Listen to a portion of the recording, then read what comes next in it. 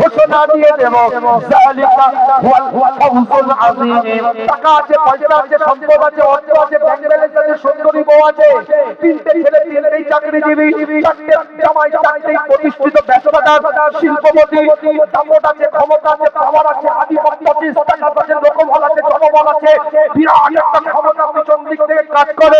আমরা মনে করি সমাজে মনে হচ্ছে তারাই প্রতিষ্ঠিত, তারাই সমাজে একটা বিশাল কিছু করে ফেলেছে, কিন্তু কোরআন বলছে না, প্রকৃত প্রতিষ্ঠিত তারাই হবে, প্রকৃত সাকসেস তারাই হবে।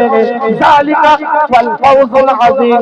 যারা কিয়ামতের দিনে আলো পাবে, জান্নাত পাবে, চিরস্থায়ী থাকার ব্যবস্থা আল্লাহ করে দিবে, তারাই প্রকৃত সাকসেসের মানদণ্ডে দাঁড়িয়ে থাকবে।